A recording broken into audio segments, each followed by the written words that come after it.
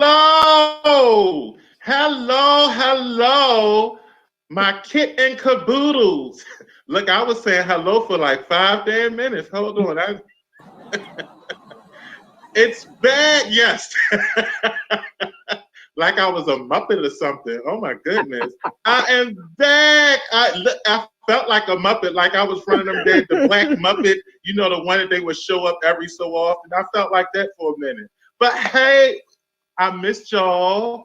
Happy New Year, Kwanzaa, Shaunica, and Sharquisha. Happy holidays to y'all. It's my favorite month of the year, Valentine's and February, which is Black History Month. So this was a perfect way, and it was not intentional. I was actually supposed to come back 2 weeks ago, but of course, you know, I have CP time, and I showed up a little bit late, 2 weeks late, but I'm okay with that. So, but that's what you get with the kitty. I mean, I'm the kitty of the city. I go where I want, when I want, how I want. And I just do these things. But this is the Kocktail Social, and it is about me. No, I'm sorry. It's the Kocktail Social, and it is about having an adult conversation. And so that's what I'm here. And I am joined with my socialites, who I absolutely miss, Mr. Gilmore and Miss DeCausa. That sounds like that sounds old, your last name. You do got an old name. One thing. So what happened? Oh, wait a minute. Something happened. So don't mind me. I'm about to be a little bit ghetto, y'all, because my family is coming in with foods and bags from the grocery store. So the Kocktail Social is about to be interrupted by the people bringing the food in and stuff like that. So I keep it real. It is Baltimore. It is what it is. Y'all have seen people bring food in before, so pay it. Hi, family. They about to come in with all these bags from Walmart. Y'all, so you gotta eat too. Hey, Dobie. Over this weekend. What y'all got? What y'all got? Oh my God! Hi, Joey. What's going on, Joe? It is the Kocktail Social. What is you doing? I'm Miles. Hey. He was. Did y'all see him put on a thug voice? Did you see him put on a thug voice? He was like, "Yeah, yeah." Give me in a minute. That's all. What happened? Huh? I heard you said something with your mouth parts. What you had said? Not with your mouth parts, though. You heard me when I said it with his mouth parts. He said something to me. So he just a little. He got his burgundy on today, so he a little sassy. I did feel burgundy. I feel a burgundy, boygandy. Oh, anyway. So back to what we were talking about in the lobby. Subway tuna. Tuna. Not tuna. The scrapple tuna. It is. It is the scrapple of fish, obviously. No, it's not. Scrapple good. That shit probably got newspaper in it. It's probably recycling. You've been wondering where our recycling been going. Think about the consistency and everything. Make your own paper. Oh, paper mache. Fucking paper mache this whole time. Mm-hmm. So you think we've been eating paper mache? I think so. Well, you remember when McDonald's used to do it, and now all of a sudden, 2 years ago, now they serve 100% beef. All of the sudden. Like how you put that in your advertising, like now with 100% beef. Like what was it before? When I tell you, ever I was at the station, before I would go up, while I was up, I would come down and get a tuna fish sandwich. It started back at Coppin. I would eat tuna every fucking day. I know my mercury, well, it ain't fucking, that's why I ain't got no high mercury in my system, because shit wasn't real fucking fish. Yeah, that's true. That is true. Oh my God, I was devastated. Like, what the fuck have I been? That's all them times you've been just chewing on it and didn't know what it was. I get them damn. Nate, I'm like you. I get it all the time. I'm so disturbed. I'm so disturbed. So that's the only thing that I eat at the station. Like I used to always get that, and that was it. And I would just get always knew that chicken wasn't real because that shit just be sitting out all day, looking like leather. I tell you, I used to faithfully with that honey oat bread. The bread is going to be wood shavings from somebody's old furniture that they've been using us to recycle. They've been recycling with our asses the whole time. We the garbage dumps they've been recycling with because all the shit that they feeding us is something that ain't right. The fish got herpes. See, I should have known because the seafood sensation only had imitation crab meat in it. So something should have but you know, that's how we make our seafood salad. You know, I didn't really think too much into that one. Yeah, because imitation crab meat is nothing but white fish. Exactly. You can pinpoint what that is. You know what it is. It's haddock. Or right. Seafood. Haddock and pollock. That's it. Oh my God. What is the tuna mixture concoction that they call it? There's literally when they were advertised, it just says tuna blend now. It doesn't say tuna fish anymore. Tuna blended with what? Like potpourri? Hell no. Not potpourri. Come on now. Don't do that. Paper mache now. I'm not even going, and so they just lost the customer. I bet you it ain't even mayonnaise. I bet you it's not even mayonnaise holding that shit together. You know the paste that had the stick, and you just used to. Yeah, that's what that is. It's paste. It's not even glue. That shit paste. Paste. But let me tell you something. I was tearing that shit up. I was a goat for however long because they were shuffling that shit down our throat. And let me tell you, I don't know. I was in there goating it out. I was eating the hell out of that sub. How did you eat it? Like for me, I had to get the little banana peppers, and I would get a little bit of hots, and I'll put a little bit of the honey fancy mustard. Let me tell you about my ass, my ghetto ass. I had to get it just tuna with a little bit of lettuce and tomatoes. And let me tell you, it had to be wet. I didn't like that dry shit. And if it was, I always ask extra mayo. It had to be wet. I would call myself being healthy, so I would sprinkle it with spinach and. I ain't never seen that before. We got a phone call. I'm gonna tell you but a couple of months ago in Europe, they could no longer call it bread anymore because it's not bread. It's basically cake. He hung up. Call back. We'll talk to you later. Call back.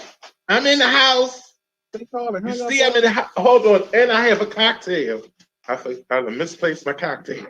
Oh, no. No, that's very unfair. You cannot misplace your cocktail. They probably sitting there, I'm eating one now. Shit. I don't know, but you know, I made the switch. Because we spilling the tea about that cocktail that they over there scoffing down. The fish cocktail. That's what that Subway sandwich is a fish. It's a coulage. Not a coulage. Help us.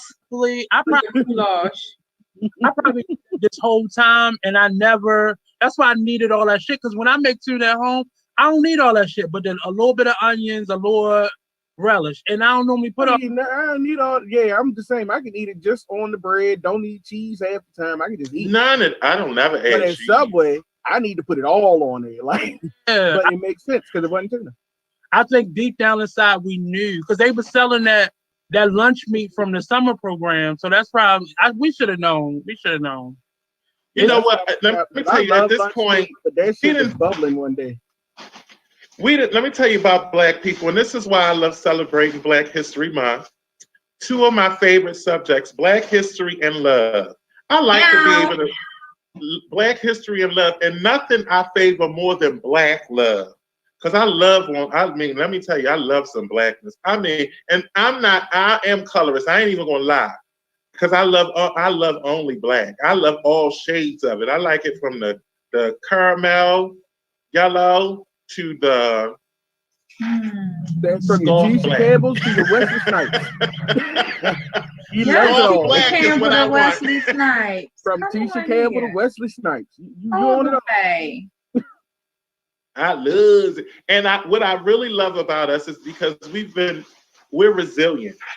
And in this month, we get to celebrate the resilience and the art, the creativity and everything. And I'm tied into us eating this Subway sandwich because as we have learned how to season the shit out of some stuff, and to the point where they are now figuring that, look, if we season this shit good,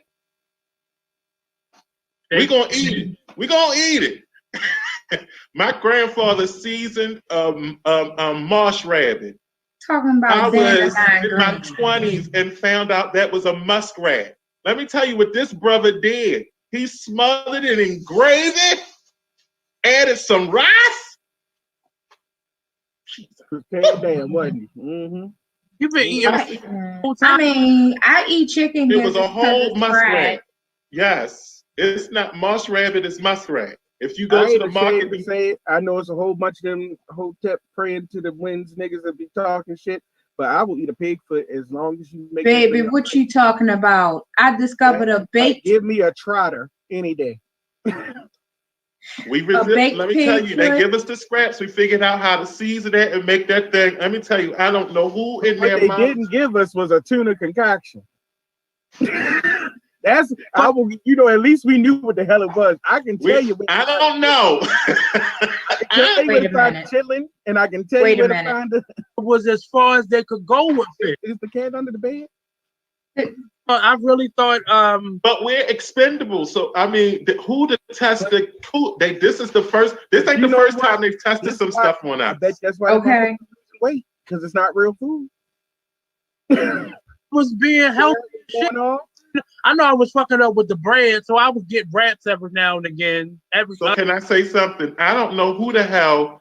I don't know who supplies hip hop chickens.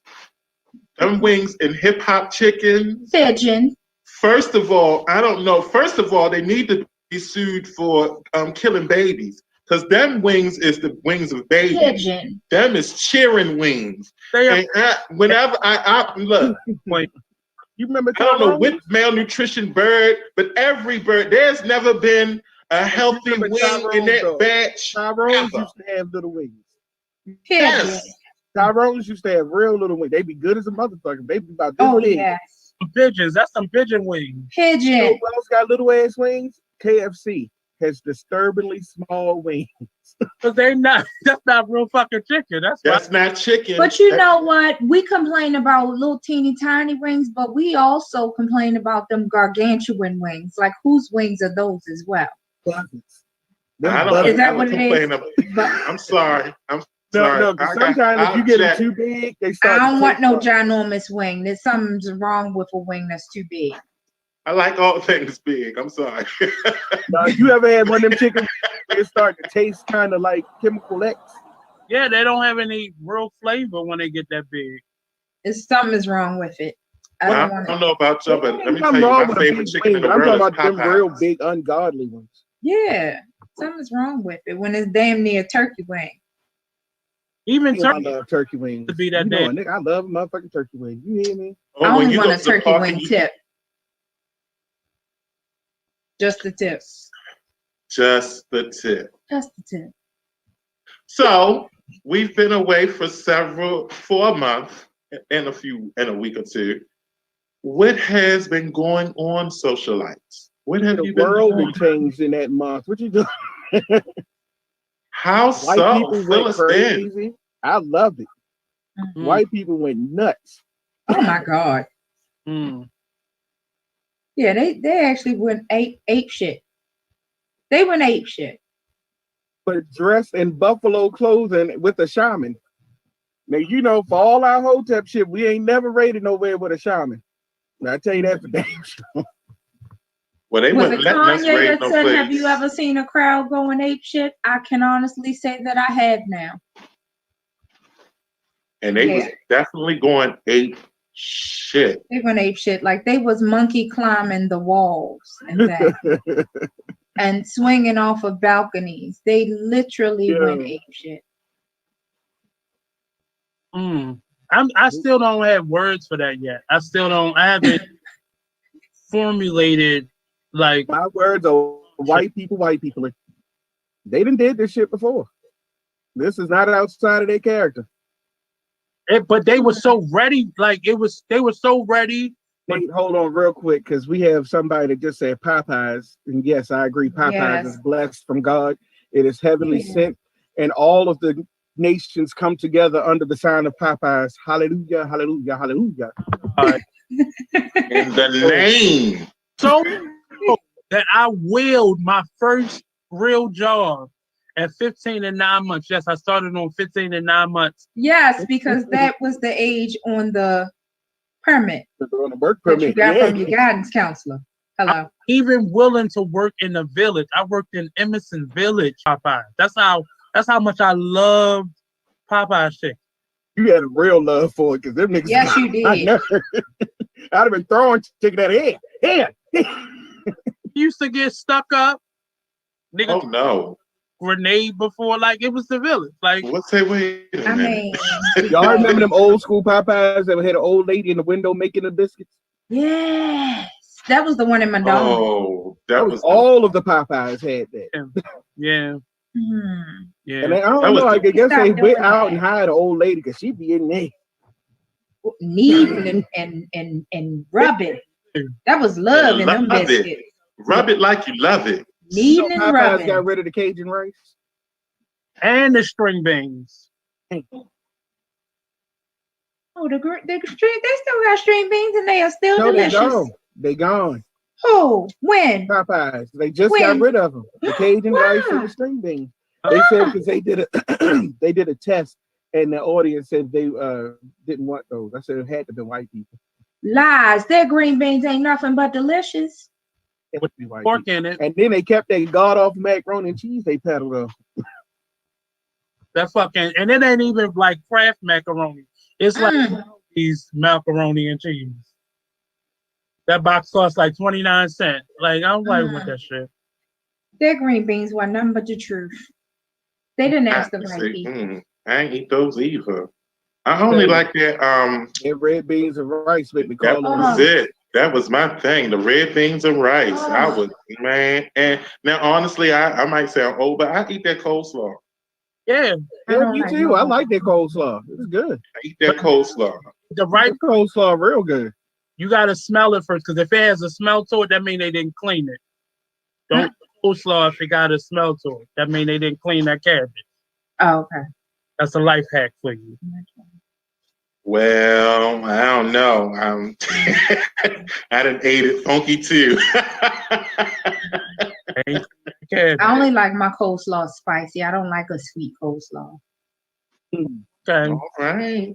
All right. I For like the coleslaw. spicy No matter how coleslaw. you do it, sweet, spicy, I've just vinaigrette, mayonnaise, just slap it down good. Miriam said that mac and cheese is a disrespectful mess.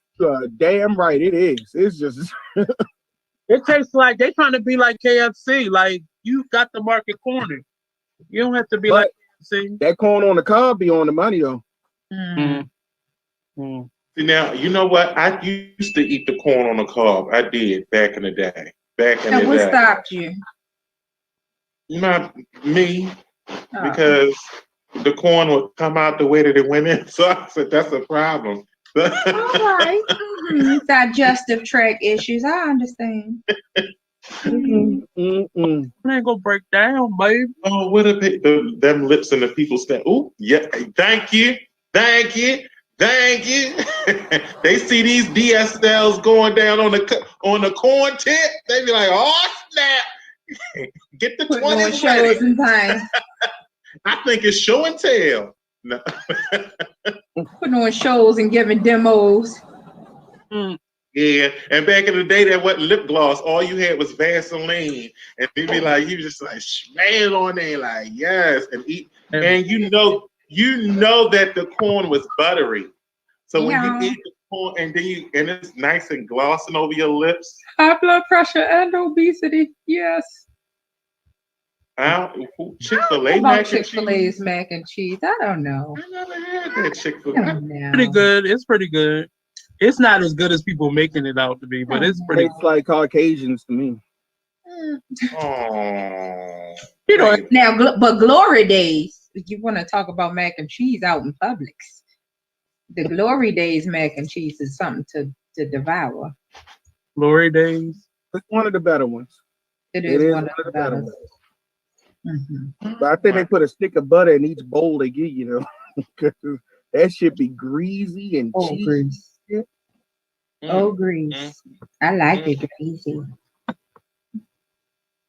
So did everyone get we talking about food, and now I'm thinking I want to go get some Popeye's chicken from someplace. And I'm loving that they open down the street. Oh, I do too. Yeah. And they stay right now. Let me tell you something. How I'll go down there and I'll order about 50 pieces of wing. I'll get a family. They be looking at me like, oh, he is such a stereotype. Okay. Okay, black-owned restaurants with bomb food. Let's talk about it. What is going on? Since it is Black History Month, I'm just saying. Yeah, you need to look up. Is that Cardi B? Yeah, why, Lord? Video. And my first thought was, then my second thought was COVID. That part. Yeah. You know what? And honestly, before you said COVID, I was like, oh yeah, I could see that. I was really looking at that like this. My mind was, and then it just went. Oh. And then the way that you brought it back was like, but COVID, and then I was like, ugh. Right. That's what I did. I had the same reaction. I was like, ooh. Then I said COVID. I was like, I'm good.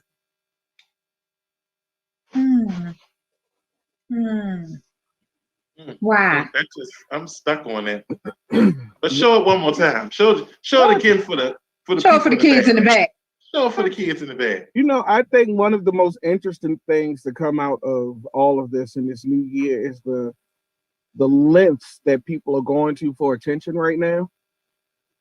And but it's not just, it's even if you just look on your local Facebook page, the attention seeking behavior is at all-time high. See, I'm not on Facebook like that. You're right. But it's not, and then don't even do just Facebook. If you know people, they doing some outlandish shit just to be seen. And loneliness is hitting different in the coronavirus. It's different. You said loneliness is hitting different? It is. Different. It is. Oh. You said I like chocolate. I mean, yeah. It may. She like Magic Johnson. Their money has the cure. Oh, I guess. I mean, but why? I gotta tell you, when I saw Magic Johnson at the Red Cross giving blood, it did give me a little pause. Like, how, Sway? I'm gonna tell you something. What is it? They still won't let gay people do it. Right. So how, Sway? Get blood. If you are a man who has sex with men, you cannot give blood. Women can do it, but gay men can't. That's crazy as hell. My bad, because I definitely gave some blood. Look, my bad. Somebody gonna be gay because my blood is tainted with a full helping of gayness. You get this blood in your system, you come out the waiting room like you say this blood got glitter in it. It come out sparkly. It's full of glitter. News alert. For HIV trials. Oh yeah. It's already underway. Quiet as kept. I think that a lot of times, it's been They had they don't rebound with it real.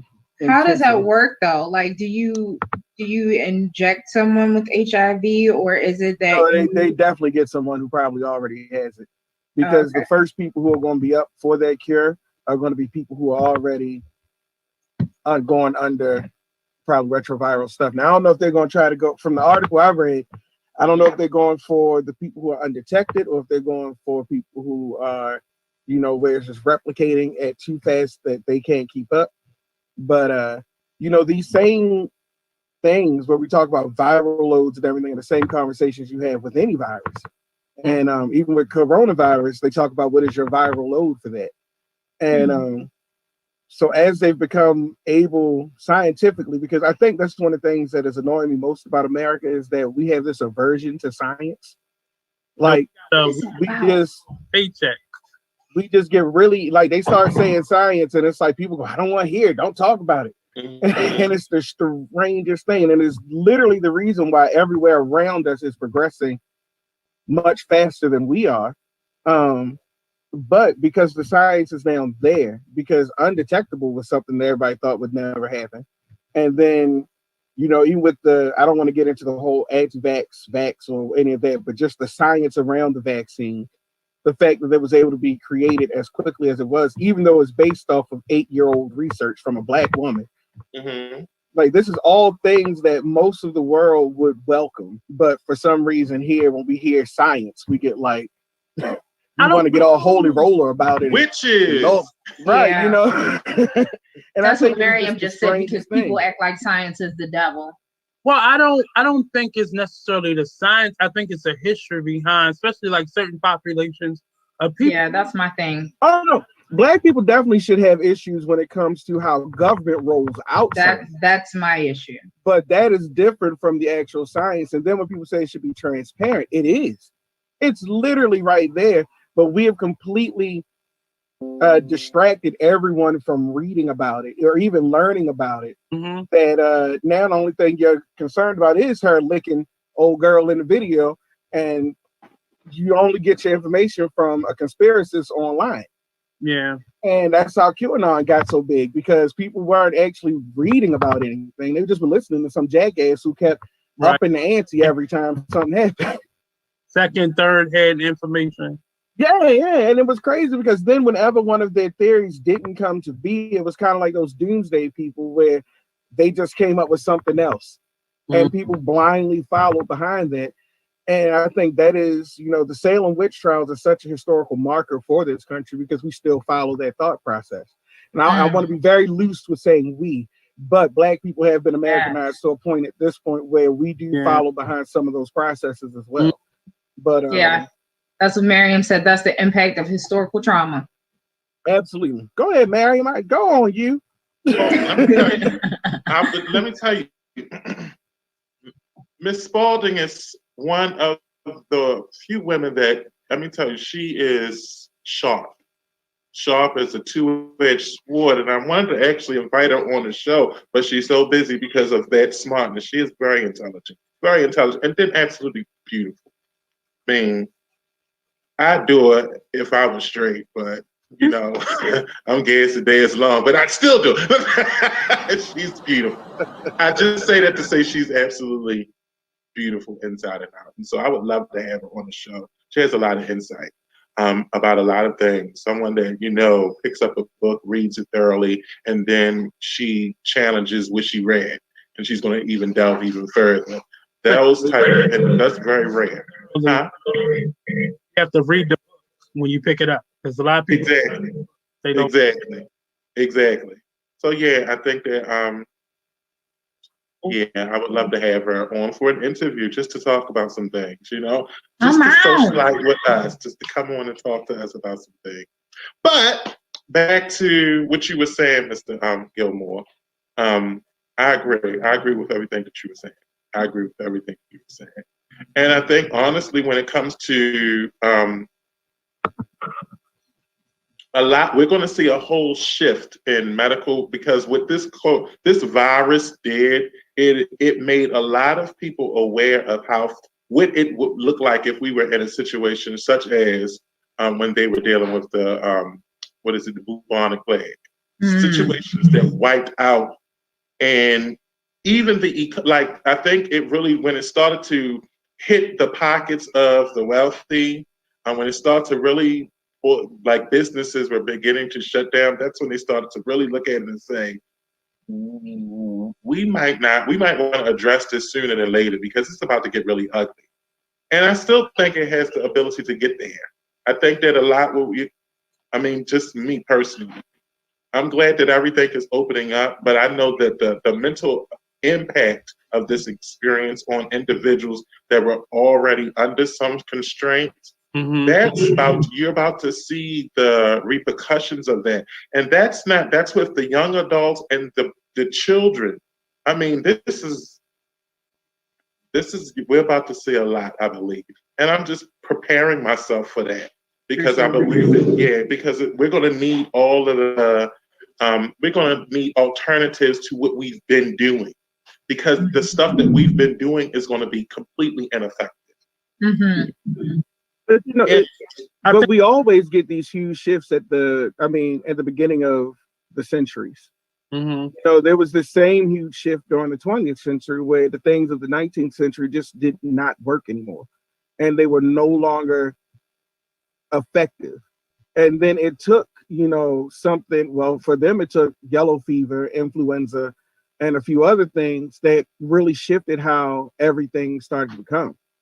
And I think that this is one of those shifts where we can't keep, doing the same things from the 20th century that did not work and expect them to work now. Yeah, Miriam said, go ahead. I was done. That was it. Miriam said, our people fail to realize that these days we struggle as a people with socioeconomic dynamics as opposed to the racial disparities. Your brother ain't always your brother. And that is the truth. You better come on now. Yeah. That ain't nothing but the truth. Yeah. She said we have to be able to balance our approach to factor in historical and ongoing racial disparities juxtaposed with the realities of shifts and socioeconomic placements of so many of our people. You better say a word. She definitely needs to come on the show. Like point blank period. I'm really glad that the election went the way it did because, we're learning now that, Trump didn't even have people full-time dealing with this crisis. So that's how it's gotten to the extent that it is right now, because the people really on this, handling it like on a day-to-day basis. And I don't understand how anybody can look at the numbers of people who not only contracted it, but died from it and not take it seriously. And it's still people in the Congress right now who are saying that this is all it's a fluke. Well, think about these are the same people that have been filling concentration camps in this country, on this land, in this century, with tons of, and I'm not going to say Mexicans because they cover all of that area of Latinos or Spanish speaking people, and they've been completely traumatized. I mean, and we've all been complicit in it because we didn't know as much as we thought we knew about it. We didn't think it would go that far. And whenever I think this is one of those moments for teachers when you hear kids, when they learn about the Holocaust and slavery, and they say, well, how did people just let this happen? This is how they let it happen. You were still working. You were still doing your thing. You were still had to get shit done. And you just compartmentalized everything where you thought it was awful, but you didn't know what to do and you didn't know the full extent of it until it was over. We're only now getting ready to really find out what the hell was happening. I mean, that we had some amazing Black women in Georgia who whistle blew the whole fact that they were sterilizing women. And they went after those nurses too. But, there's so much that happened. There are kids that will never see their families again. Yeah. And there are women and men and children who have been molested, who have been raped, who have been tested, who've been all type of things. And have been trafficked. This happened in this country in the 21st century, and that should be recognized because when we keep saying it can't happen again, they just change the way you do it. Right. And so it doesn't quite look like it in the beginning until it actually happens. It's unfortunate because this man, and I guess we can't even put it all on this man, but the people who he put in the positions who he did, like from education to housing, I guess they were so out of touch with the people who they were put in position to serve, it was unbelievable. Is the only word that I can use to describe what happened in the past 4-6 years. I want to It was believe just unbelievable. I want to believe that they were out of touch, but the level of evilness that erupted over the last 4 years, it's not new evil, but that was pure evilness. It's nowhere in the world that these people are so out of touch. And I understand what you're saying, but that was an evilness. That was something that was purposely done. I don't, you mean by Trump or by the people who he placed in position? I mean, both. I mean, that had to come from both sides. It's the level of evilness that existed from people who were put in those positions. The Congress, those people had been there for years. That had already existed, but it's that the people that he put in those special positions. This, I don't ever think. And what's his name used to be a real hero of mine. I met him in middle school and saw that movie that came out about his life from not being able to read to now being a neuroscientist. He used to be Ben Carson. So to understand that someone who came from where he came from can have that same level of evilness, I'm so glad you brought him up, and this also goes on to something that Miriam has said that I wanted to kind of piggyback on. I guess to finish my piece on it all is that for both Nate and Karen are saying, I think we all underestimated how if you threaten white privilege, the lengths that white people will go to fight to keep it. Yes. That they will completely let go of anything, any rational sense. And this went from across economic lines, across education backgrounds. The fact that white was in trouble or that they were going to lose something, they responded in survival mode. And when I look at the Trump presidency, I see white people in survival mode. Yeah, you know what? And that's all I saw. And just to finish up at this point, Ben Carson. one of the things about white privilege that is so disturbing is that it doesn't just affect white people, and that for it to work, that it needs everyone to be a part of it.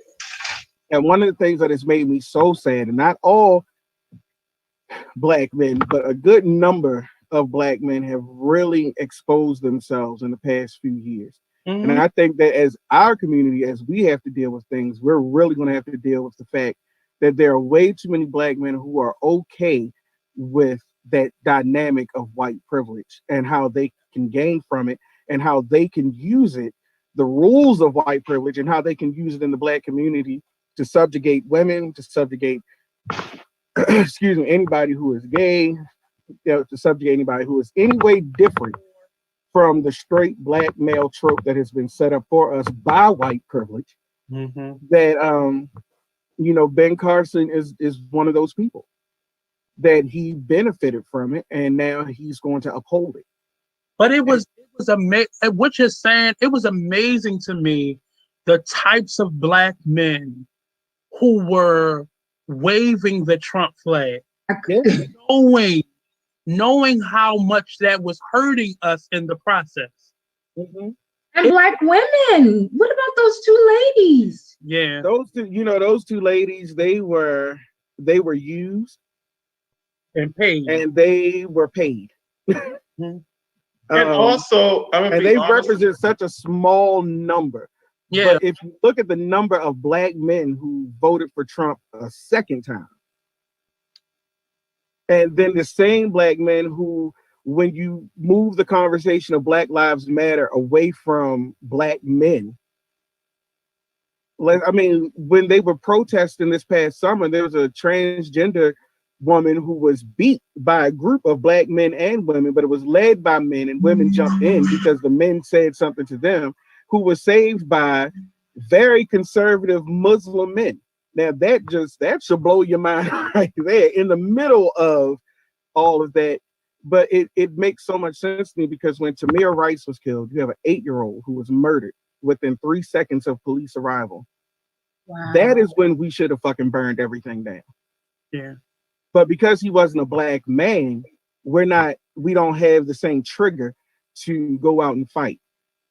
It was Black women who had to really push for Breonna Taylor for us to be like, okay, this is just some bullshit. We got to fight it.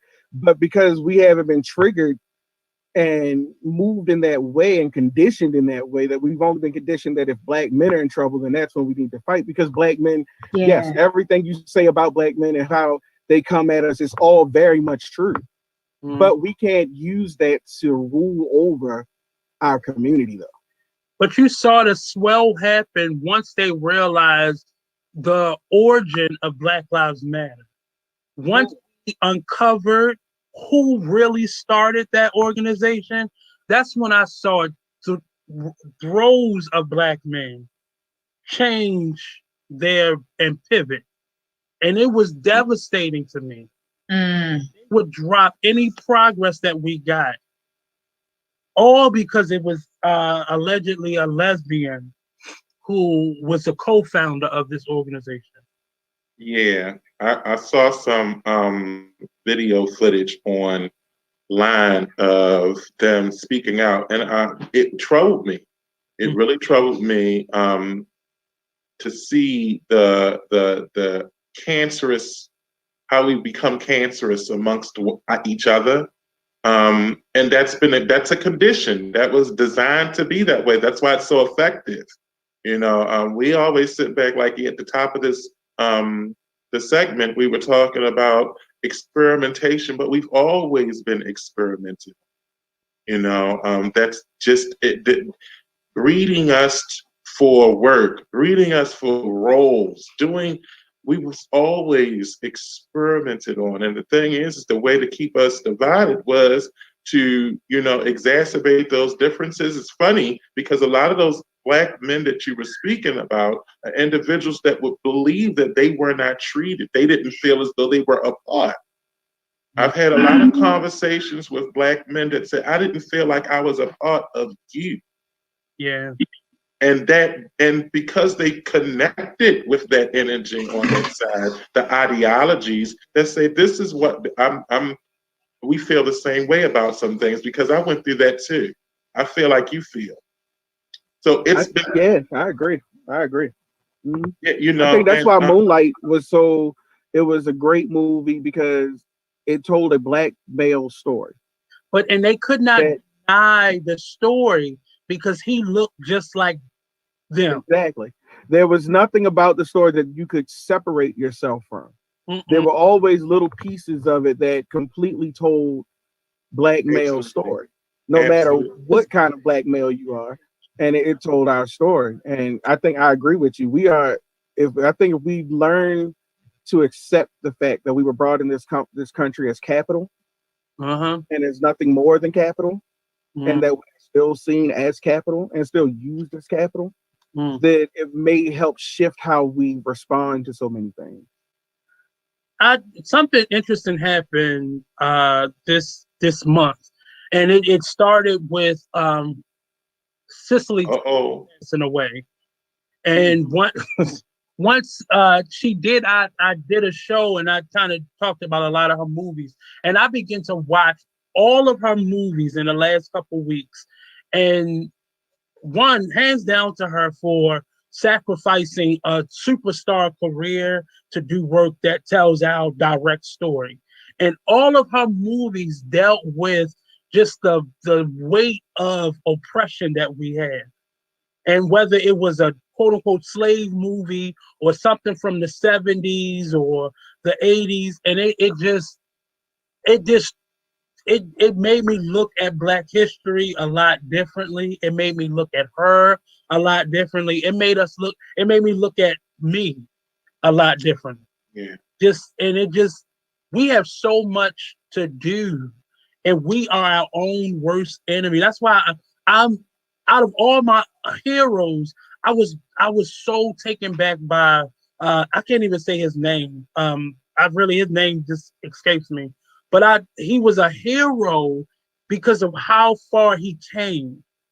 But somebody can still detach themselves from their origins and from their culture for the pursuit of power.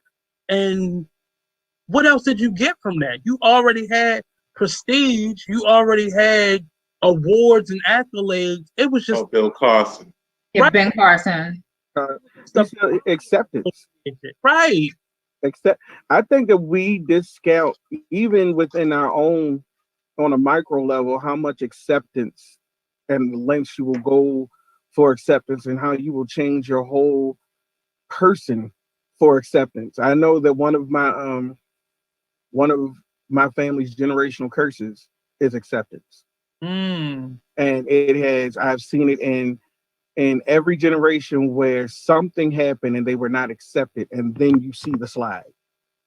And so that is something I always keep right here, because I always have to remember that, so I don't, continue to be a part of that curse. And with Ben Carson, every time I saw him, it was always like he just really wanted somebody to see him, but he wanted white people to see him. It wasn't so much that we saw him; he wanted white people to see him.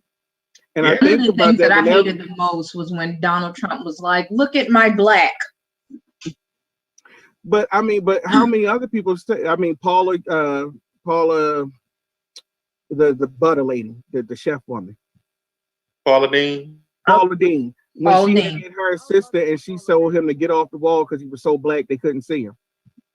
And then she would talk about how much she loved him and he's just like one of the family.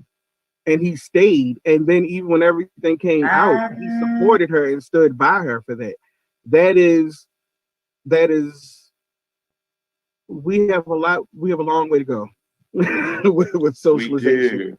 And watching a lot of young men who actively will look for a back door when they go into the front of a door. One of the most heartbreaking stories, I took one of my groups.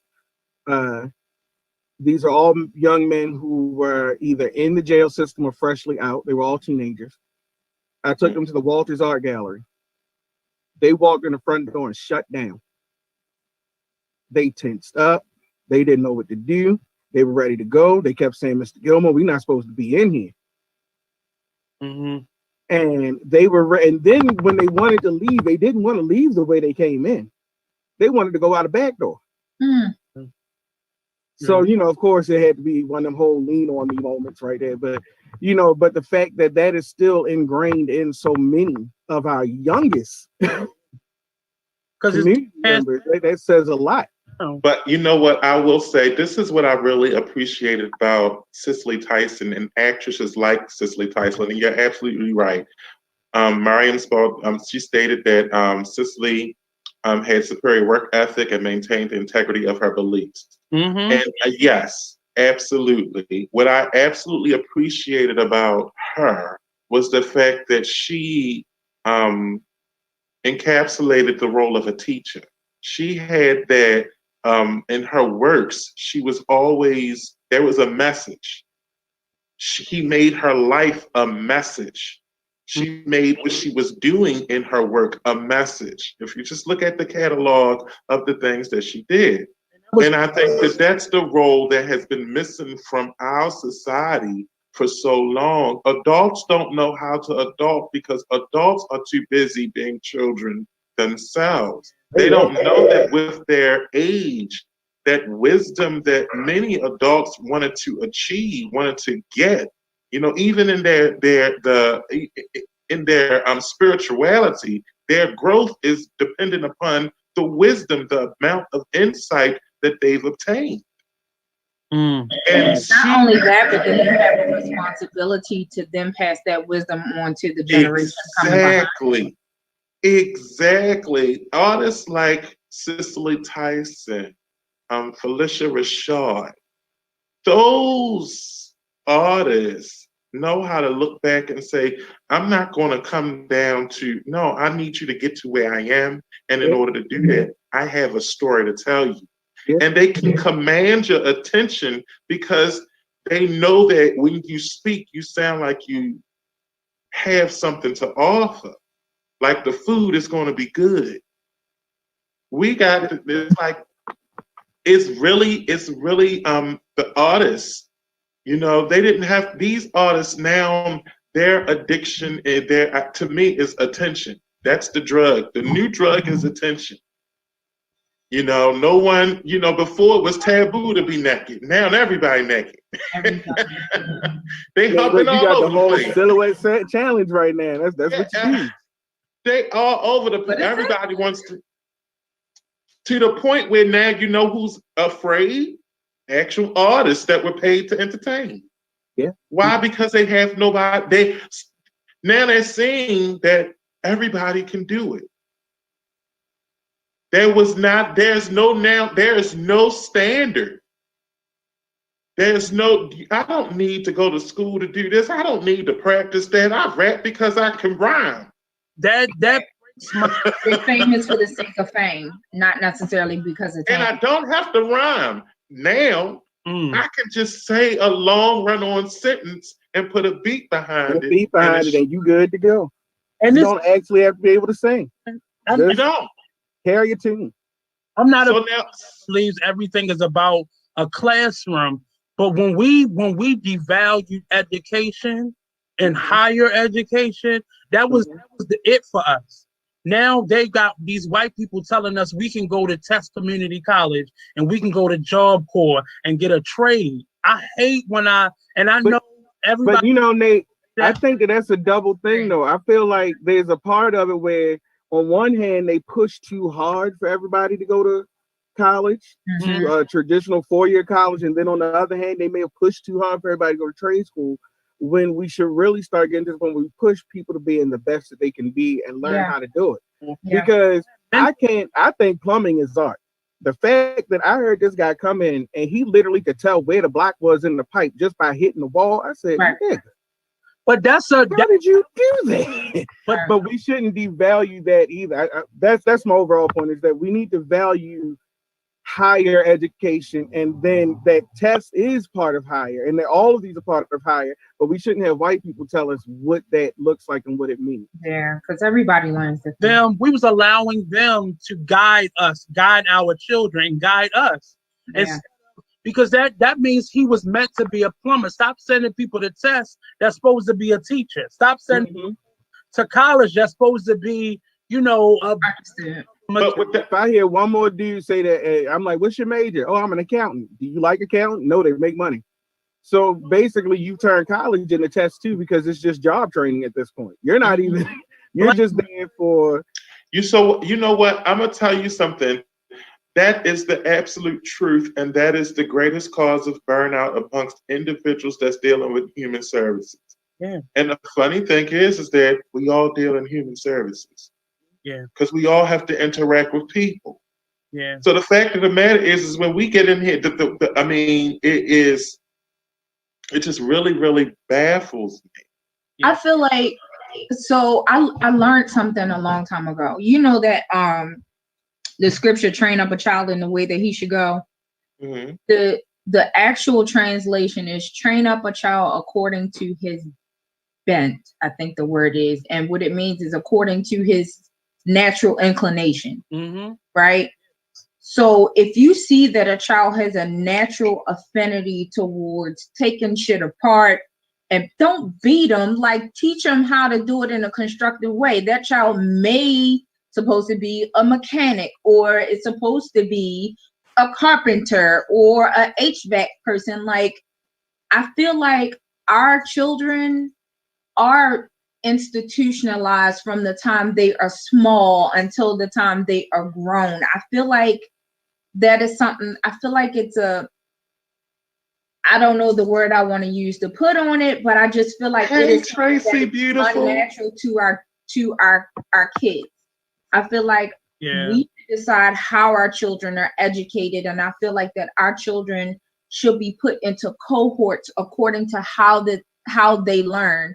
They should learn our culture. They should learn how to develop and grow according to, I don't know, maybe my thoughts are way too lofty on this thing, because we have to learn how to, like the conversation that we had a while back, we got to get ourselves together as men and women. We have to unify as Black men and Black women so that we can raise our Black children in a healthy environment. Because right now, it's just not happening. And I don't know. I went off on a tangent real quick. I'm sorry. But it makes sense, because walk in your lane. Like, do what Right. that you're here to do. Look how many nurses keep getting fired and arrested because they beating up. Exactly. It's not for you, Exactly. sis. Exactly. Exactly. And that's So they see a payday. Yeah. and that's because of that. That's because a lot of professionals they burn out because of the fact that they don't have that encouragement to do what it is that they feel connected to do. Yeah. A lot of people are in positions and doing things that they've been pushed to do because it makes money. A hustle. And that's not it's a hustle. This is where you're gonna get Was this is how easy you're gonna money. get make six figures. And then they get into these positions and they fall out of they lose themselves. A Yeah. lot of professionals lose themselves because they're in places that they didn't want to, they don't feel satisfied. There are a lot of creatives who are stuck in white collar jobs. Mm-hmm. Oh yeah. Yep. Oh yeah. Oh yeah. And also because of what we've turned the entertain like individuals that want to go into the arts, the way it's become so elitist, It's where because it's the and not art. yeah, it's very elitist. And so people can't just do what they want to do, how they want to do it, because now they're compared to the best of this. When their best is doing their own unique way of doing it and presenting it. But they're now molding themselves to be like this. I have to do like, I have to sound like this person. I have to think like this person. I have to move like this person. I have to look like this person. No one's taught or no one's being trained to be okay with being your unique self and going after the things that you feel passionate about. We placate ourselves. We are like dangled with money. We jump to money. We move based off of what people believe will bring us this clout and attention and money, Right. rather than do things to fulfill ourselves. But there was a shift in that though. What'd you where say? there was a shift in education and all of that, especially when I was younger, and for all of my 1984 babies, y'all may have recognized it. When we were younger, it was all about how many extracurriculars you were in, what Yes. classes Oh you my were in, gosh. what school you were in. You had to be with this group, you had to be with that group, you had to know how to do this, you had to know how to do that. There were so many expectations and so many things that you had to do that you never were given the space to figure out what it is that you wanted to do. You were just kind of Absolutely assigned something. And for me, it was I like to write. So because I like to write, everybody was like, oh, you should be a journalist. So that's what my focus was. From middle school up to my second year at Coppin was I was going to be a journalist. I applied for journalism grants all through high school. I mean, I ain't gonna lie, I was good as shit. Mm-hmm. And that's what made it worse. Because I was good at it. Now the pressure was every summer I had to make sure that I was in a program that sent me to this place. So I was working with the African American Journalists Association, the Asian American Journalists Association. I was in this program leading to this.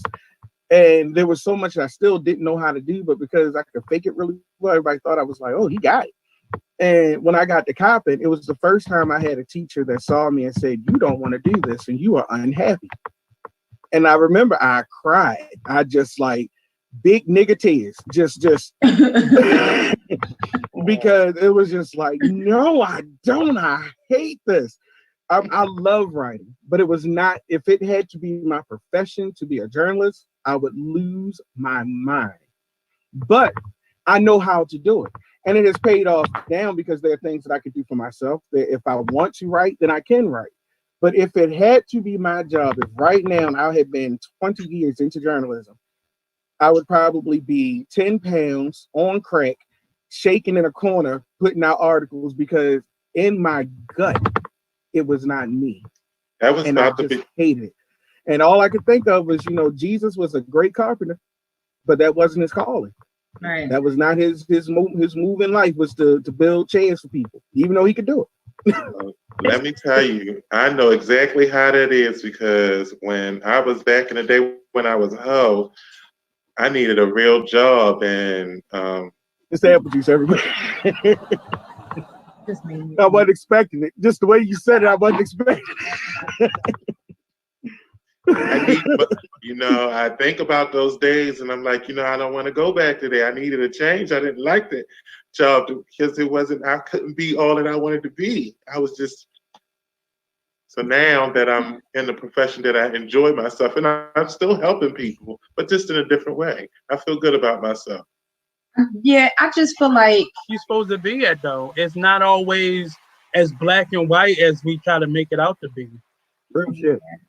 and Mhm. living for other people, it creates a level of anxiety that makes you fearful of jumping out there and doing what it is you're supposed to be doing. Um, I saw something. Pinterest is part of my nighttime routine. Don't judge me. That's crack. I'm Um, gonna let you know that. I I don't. would say Let I me love tell you Pinterest. Are you something. crazy? My I boards are off the researched shit. so much on Pinterest. Let me tell you, I got so many folders of so much random crazy shit. Me too. it's really a part of my nighttime routine, and I happened to come across a saying that said, "A head full of fear has no space for dreams." Hmm. And I actually wrote it down as part of our discussion for tonight, because I went to plug shameless promotion, not for myself, but for our friend Nicole Belvedere, who is blogger extraordinaire of Any And Which it's our Way birthday. by Nicole Today is her Belvedere. Happy birthday. birthday, Nicole Happy Belvedere. birthday, Check out Miss her blog. Belvedere, Check girl. out We her have to do blog. It lunch. posts Thursday nights, Any Which Way, anywhичwaymb.com. Hey girl.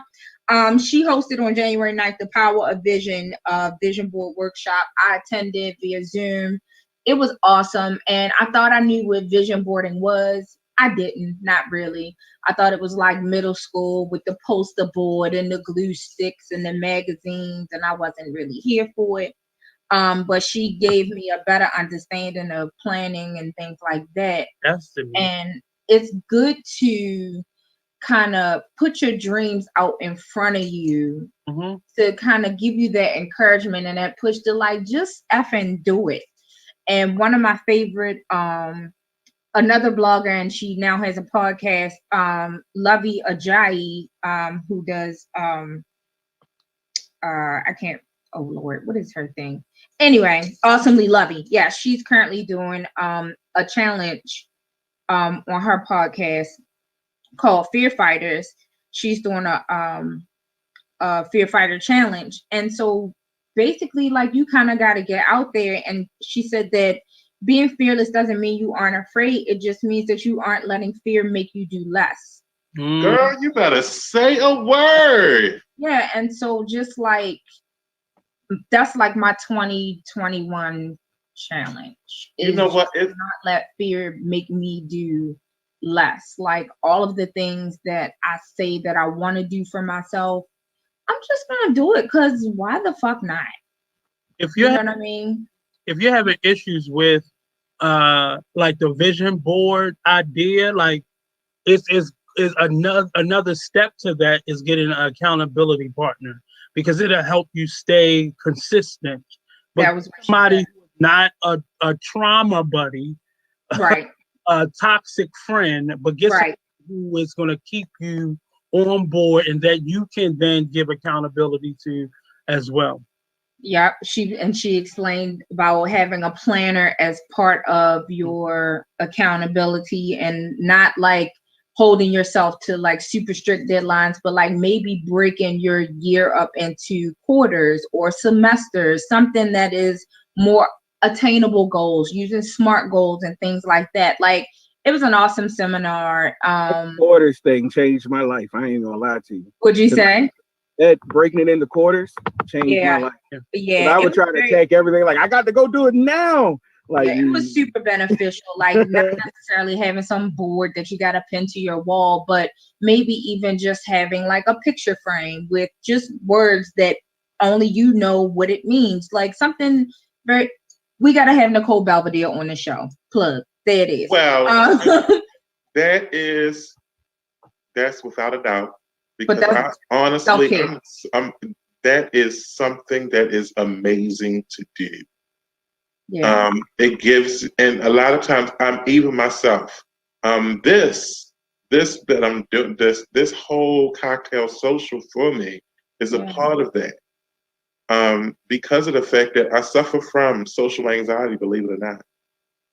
I know something about it. Stage 4. Yeah, you are not alone, bro. And I'm always in situations because I'm an introvert, believe it or not. I'm extroverted and I do a lot of extroverted stuff. I love, and I can give you energy, but believe it or not, I'm more inward. It's a challenge for me to actually really speak. And I practice. This is my practice, to do what I do every day. And even though it may appear easy for me, it isn't. The reason I do it is because, one, when I was growing up, mental health and those things were frowned upon. So you didn't get the appropriate supports to help you through some of those barriers, those fears. And so some of this stuff is ingrained in our psyche from generations on top of generations on top of generations. And we need to undo that. And I'm glad that we're moving in that direction of healing, because stuff like that helps you heal. When you give yourself time to do things, when you give yourself some patience, when you consider your mobility, your ability to get to the next level. You assess that before you just jump out there and do it. Yeah. We're getting back to those things. We're getting back to where we actually are considering ourselves and valuing our goals, our dreams, ourselves. Yeah. And instead of existing, actually living. Because for a long time, Black people have just existed. And it's time that we start to live. Damn right you can have everything that you want. It requires work, but you can have it. And it requires strategy, but you can fucking have it. And nobody says you have to have it by tomorrow. And even if you don't have it by next week, like, be kind to yourself and understand that you are a human being. You can only eat the elephant one bite at a time, like, point blank period. Last weekend, I saw the realization of a dream that took 10 years of hard fucking work. Hard, agonizing work. It was more fall-offs. There was sickness. There was you can't. There was closed doors. There was you can't do it this way. And I literally got to stand and see it happen. And there, there's no going back from that. Once you see what all of that was for, and once you see what can happen, when I say thou prepares a table in the presence of my enemies aren't people. My enemies are my anxiety. But my enemies are my depression. My enemies are everything that I've set up around me, every wall, everything that I've done to kind of change myself in the person that God made me to be, to fit who everyone else wanted me to be. And so when I stood there was a moment, literally just standing in, and it hit all at once. Everyone who's not here, everyone who put into me, and it just hit. And once you do it, I swear to you, it is an investment. It is hard, and it is work. It is work. It is work. It is work. It is work. It is work. But it's the best thing on earth. It really is. And so I implore everyone to feed into their passions and find people around you who are willing to feed into your passions and then feed back into their passions. This should be reciprocal. And you and your team just go and make this fucking thing work. Yeah, your village, your team, your congregation, whatever the hell it is, you need to, because you probably could do it alone, but you don't want to. Not at all. You really don't. I'm telling you, I tried. I tried. And it was so much better with the people I love around me. So I don't know if that's a I'm starting to get into the signs and signals of life and shit. So I don't know if that's a Gemini trait, but that it is. That's some shit for your ass when you realize you can't be everything to everybody for every reason and still be a balanced sane individual. That shit is. That's straight up Gemini. You done preached my whole Gemini story. You caught a word there, Nate? It was like, because I'm getting older, so you can't do everything. That you can't do everything yourself. As you were saying, like I was listening to it, I had taken a light of my chalupa. But that what that was, because it was the tea was that was a tuna sandwich from Subway. That was the tea. Oh no! You had to see for yourself. That was the tea you had to see. Oh man! I'm gonna eat it one more time to see if this is imitation tuna, because I think they lying. I think it's a conspiracy. Yeah, it's paste. It's paste and paper. That's all. Decoupage. And it's sad because we're both Geminis, but that was one of the hardest lessons. I can't be everything for everybody. I just did my first TikTok video last night. Go ahead, boy. Only because I was listening to it and that shit just resonated with my soul. And she said everybody gets a different version of me. Some people think I may have a heart of gold, and other people think I may be an asshole. It's not that I treat anybody bad, but I treat people accordingly. And I learned how to properly displace my emotions, my feelings, my energy, my time, my fucking money, and evenly disperse that as I see fit. And evenly disperse what I only got two hands. I only can be in one place at one time. Yeah. I can only be a friend to one person at a specific time. I can't be everywhere. And I just shredded myself thin as an artist, trying to be everything. And I've watched you all do it. I've watched other people do it, and I just can't do that. And people have expectations for you that they can't meet in their own life. So trying to keep up with expectations that you can't fulfill for you. And the moment you start making sure your cup is full, and I can give you what flows over, I can give you that. But I have to make sure my cup is full, or what have I to give you? What quality have I to give you? That shit was real. Y'all better catch them doorways opening. You better catch that insight from those doorways, that whole 2021 doorway that opened. You better start catching that insight. That's what that was about. It wasn't about you gaining anything. It's about you getting in touch with it, because you already had it. Well, and it takes a catalyst. Sometimes it takes something to mother. Wait, I'm about to tell him. But anyway, it takes a catalyst to come to jog you into your purpose. Sometimes it takes that shift to see whether you sometimes you gotta be break, whether you break or whether you withstand it and push through. Because you need some stuff to shake you up to see just how powerful you really are. You needed all of that stuff to happen to you, because it was at that moment you were supposed to awaken. Because from this point on, you're ready for the challenges that's to come. Yeah. You weren't ready at that moment, but you're ready now. And a lot of times we want to learn too fast. We got to take our times with growing, and that's the problem with us. We grew too fast, and we didn't get other lessons that was around us. We were looking for it from one another, but it's in the world around you. It's in the nature around you. And with that, this has been our maiden voyage, Kocktail Social. I'm your host, Blue Waters. These are my socialites, and this is Be Exposed Radio. And we'll see you next week at 7 p.m. Bye! With your cocktail! With your cocktail!